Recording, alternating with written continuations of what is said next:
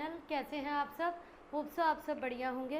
तो बच्चों, last class में मैंने आपको एक बहुत इंपॉर्टेंट टॉपिक करवाया, that is law of variable proportion, कि उसमें अलग अलग स्टेजेस बताई, increasing returns two factor, diminishing returns two factor, negative returns, TP MP के कर्व एक्सप्लेन करें। आफ्टर दैट बच्चों, आप सबको ये पता होना चाहिए कि जो ये तीनों स्टेजेस हैं, तीनों स्टेजेस आने के रीजंस क्या हैं, इंक्रीजिंग, डिमिनिशिंग, नेगेटिव, ये स्टेजेस क्यों अराइज हुई। तो मैं वन बाय वन आपको एक्सप्लेन करूँगी बच्चों, रीजंस बताऊँगी। लाइक हम फर्स्ट लेते हैं इंक्रीजिंग रिटर्न्स टू फैक्टर, कि इंक्रीजिंग रिटर्न्स वाली स्टेज क्यों आई। फर्स्ट ऑफ ऑल आपको ये पता होना चाहिए, मैंने आपको बताया था कि फिक्स फैक्टर, वेरिएबल फैक्टर, आप दो फैक्टर यूज़ कर रहे हैं। फिक्स फैक्टर में लैंड आपकी कांस्टेंट रहेगी और लेबर को हम धीरे धीरे क्या कर रहे थे, इंक्रीज़ कर रहे थे। तो यहाँ पर आपका फर्स्ट पॉइंट आएगा कि जब इंक्रीजिंग रिटर्न्स टू फैक्टर वाली जो स्टेज है वो क्यों आई, क्योंकि आपका फिक्स फैक्टर जो है वो अच्छे से यूज़ होना स्टार्ट हो गया। Better utilisation of fix factor. Initially land पर सिंगल लेबर काम कर रही थी, स्लोली स्लोली आपने लेबर इंक्रीज़ करी, दैट मीन्स आपकी लैंड जो है उस पर लेबर इंक्रीज़ होनी स्टार्ट हुई। लेबर इंक्रीज़ होने से लैंड जो है वो अच्छे से एफिशिएंटली यूटिलाइज होना स्टार्ट हो गई। तो this is the first point कि लैंड के अच्छे से यूटिलाइज होने से, जैसे जैसे आप लेबर इंक्रीज़ कर रहे हो, लैंड के अच्छे से यूटिलाइज होने से आपका टोटल प्रोडक्शन क्या है वो इंक्रीज़ होना स्टार्ट हो गया। सेम आपका एमपी भी क्या होना स्टार्ट हो गया, इंक्रीज़ होना स्टार्ट हो गया। नेक्स्ट है बच्चों इसमें increased efficiency of variable factor. Increased efficiency of variable factor, like initially आपने सिंगल लेबर को लगाया, सिंगल लेबर इंटरेस्टेड नहीं होती बच्चों काम करने में, सिंगल लेबर अच्छे से काम नहीं कर रही थी। आपने जैसे जैसे लेबर के यूनिट्स इंक्रीज़ करे, इनिशियली 1 यूनिट था, फिर 2 हुआ, देन 3, तो लेबर के यूनिट्स इंक्रीज़ होने से प्रोडक्शन जो है टीपी एमपी दोनों क्या हुए, इंक्रीज़ हो गए। तो वेरिएबल फैक्टर स्लोली आपने जैसे जैसे इंक्रीज़ करना स्टार्ट करा, धीरे धीरे आपका टोटल प्रोडक्शन भी बढ़ा और आपका मार्जिनल प्रोडक्शन भी क्या हुआ, इंक्रीज़ हुआ। फाइन। तो फर्स्ट स्टेज के ये रीजंस हैं बच्चों कि फिक्स फैक्टर लैंड भी अच्छे से यूज़ होना स्टार्ट हो गई, वेरिएबल फैक्टर की एफिशिएंसी भी इंक्रीज़ हो गई। इनिशियली एक लेबर थी, धीरे धीरे लेबर इंक्रीज़ हुई, तो उसमें भी आपने स्पेशलाइजेशन देखी, जो पर्सन जिस काम में परफेक्ट है आपने काम को डिवाइड करना स्टार्ट कर दिया। नेक्स्ट है इसमें बच्चों reasons for diminishing returns two factor. ये मैंने आपको बताए इंक्रीजिंग रिटर्न्स टू फैक्टर के रीजंस क्या हैं। Now reasons of diminishing returns two factor. Diminishing is the second stage. Diminishing returns वाली स्टेज क्यों आई बच्चों? डिमिनिशिंग रिटर्न्स का मतलब आपका टोटल प्रोडक्शन इंक्रीज तो हुआ बट एक पॉइंट पर आकर क्या हो गया, कांस्टेंट हो गया, मतलब इंक्रीज हुआ है बट यहाँ पर मैक्सिमम कांस्टेंट हो गया, एंड इस स्टेज में हमारा एमपी क्या हो गया, 0 हो गया। तो डिमिनिशिंग रिटर्न्स टू फैक्टर का रीज़न क्या है? बेस्ट स्टेज जिसे कहा जाता है बच्चों, this is the best stage. जो सेकेंड स्टेज है ये आपकी बेस्ट स्टेज है। यहाँ पर ऑप्टिमम कॉम्बिनेशन है आपका, optimum combination of factors. Optimum is best, जहाँ आपके रिसोर्सेज की कोई वेस्टेज नहीं हो रही, there is no wastage. Optimum combination of factors. Factors की बात करें तो फिक्स्ड एंड वेरिएबल, मतलब आप लैंड पर धीरे धीरे इनिशियली आपने 1 यूनिट को एंगेज करा, देन आपने लेबर की सेकेंड यूनिट लगाई, then third, after that fourth, then fifth. तो धीरे धीरे लेबर की यूनिट्स इंक्रीज़ करने से क्या हुआ बच्चों, आपका टोटल प्रोडक्शन इंक्रीज़ हो रहा है। यहाँ पर वो मैक्सिमम हो गया, यहाँ वो अपनी मैक्सिमम स्टेज पे आ गया, क्योंकि आपका एमपी यहाँ रिड्यूस होके क्या हो गया, 0 हो गया। एक लिमिट के बाद अगर आप लेबर एम्प्लॉय करते हैं तो उससे आपका प्रोडक्शन नेगेटिव भी हो जाएगा, टोटल प्रोडक्शन रिड्यूस हो जाएगा, that is the third negative returns stage. यहाँ पर क्या है, प्रोडक्शन इंक्रीज होकर अपने मैक्सिमम पे पहुँच गया है एंड एमपी गेट्स 0, क्योंकि यहाँ आप अपने ऑप्टिमम कॉम्बिनेशन पे हैं।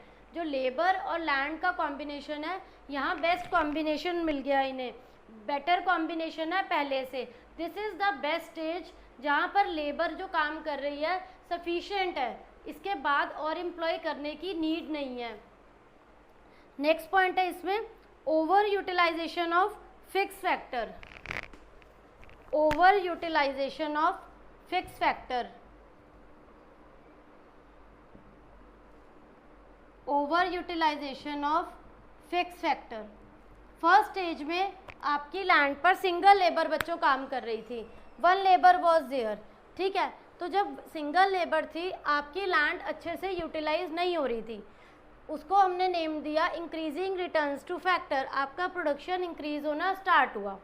आफ्टर दैट सेकेंड स्टेज में क्या हुआ, आप लेबर को बढ़ाते चले गए। तो एक लिमिट तक बच्चों प्रोडक्शन बढ़ता है, क्योंकि लैंड इज़ लिमिटेड, आप लैंड को इंक्रीज़ नहीं कर रहे, only you are increasing the labour. तो एक लिमिट तक आपका प्रोडक्शन बच्चों बढ़ेगा, एक लिमिट के बाद आपका प्रोडक्शन इट गेट्स कांस्टेंट, वो अपने मैक्सिमम पे पहुंच गया, कांस्टेंट हो गया। इसके बाद अगर आप और लेबर लगाते हैं तो आपकी लैंड बच्चों वो ओवर यूटिलाइज हो जाएगी, क्योंकि आपको इतनी ज़्यादा लेबर लगाने की नीड नहीं है, लैंड आपकी लिमिटेड है। तो आपका एमपी उस केस में नेगेटिव हो जाएगा। सेकेंड स्टेज बेस्ट स्टेज क्यों है, प्रोडक्शन आपका मैक्सिमम पे पहुंच चुका है और आपका एमपी ज़ीरो हो गया है।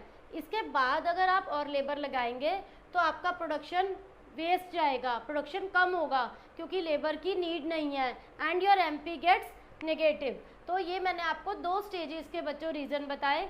इसके बाद थर्ड स्टेज का रीज़न एक्सप्लेन करती हूँ। इसके बाद बच्चों पढ़ेंगे नेगेटिव रिटर्न्स टू फैक्टर के रीजंस, कि ये third stage negative returns two factor वाली स्टेज ये क्यों आई, इसके रीजंस क्या थे। तो इसमें बच्चों फर्स्ट रीज़न आएगा नेगेटिव रिटर्न्स टू फैक्टर में लिमिटेशन ऑफ फिक्स फैक्टर। मैंने अभी आपको एक्सप्लेन करा था बच्चों कि आपकी लैंड फिक्स है, आपकी लैंड को हमें इंक्रीज़ नहीं करना। क्यों नहीं करना, हमारे लॉ का नेम क्या है बच्चों, वेरिएबल प्रपोर्शन। मतलब आप सिर्फ कौन से फैक्टर को चेंज करेंगे, ओनली वेरिएबल फैक्टर को, फिक्स फैक्टर को चेंज नहीं करना। यहाँ हमारा फिक्स फैक्टर है बच्चों लैंड, जिसे हमें क्या रखना है, कांस्टेंट।